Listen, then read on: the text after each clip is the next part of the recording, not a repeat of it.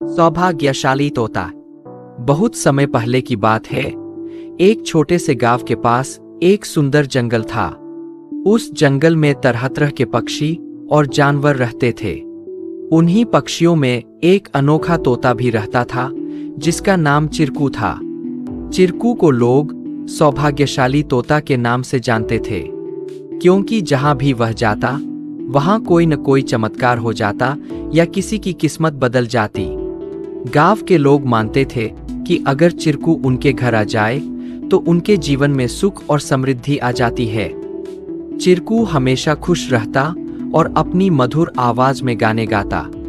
लोग उसे फल और अनाज खिलाते और उसकी भलाई की कामना करते थे। चिरकू भी गांव के लोगों से बहुत प्यार करता था और जहां भी जाता खुशियां बांटता।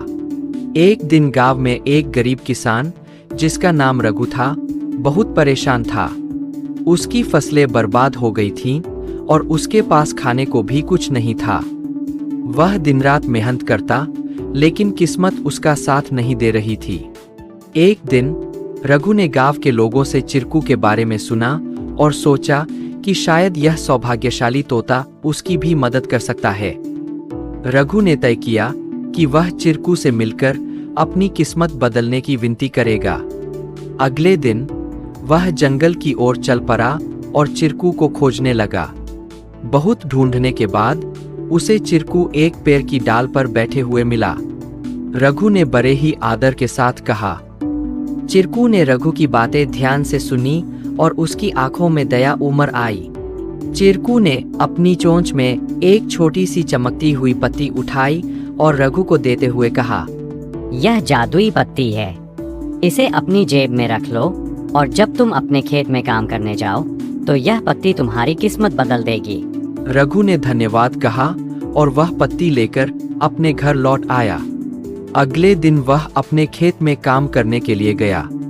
जैसे ही उसने खेत में जुताई शुरू की, अचानक से बारिश होने लगी। उसकी सूखी जमीन हरी भरी हो गई और थोड़े ही समय में उसकी फसलें लहलहा उठीं। रघु की मेहनत सफल हुई और उसकी किस्मत सच में बदल गई। अब रघु के पास भरपूर अनाज था और वह फिर से खुशहाल जीवन जीने लगा। उसने गांव के लोगों को चिरकू की बुद्धिमानी और उसके द्वारा दी गई जादुई पत्ती के बारे में बताया। सभी लोग चिरकू की प्रशंसा करने लगे और उसे और भी अधिक प्यार देने लगे। लेकिन चिरकू ने रघु को एक बात कही थी, याद रखना, यह पत्ती सिर्फ तुम्हारी मेहनत का साथ देगी। अगर तुम मेहनत करना छोड़ दोगे तो यह भी अपना जादू खो देगी। रघु ने चिरकू की बात समझ ली और कड़ी मेहनत जारी रखी। धीरे धीरे उसकी स्थिति पहले से बहुत बेहतर हो गई। वह गांव के सबसे सफल किसानों में से एक बन गया। लेकिन उसने कभी यह नहीं भूला कि उसकी सफलता में चिरकू और उसकी मेहनत का कितना बड़ा हाथ था। कहानी से सीख। इस कहानी से हमें यह सीख मिलती है कि किस्मत भी उन्हीं का साथ देती है जो खुद मेहनत करते हैं।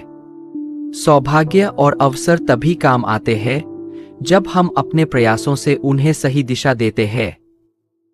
Please like, share and subscribe our channel to learn more.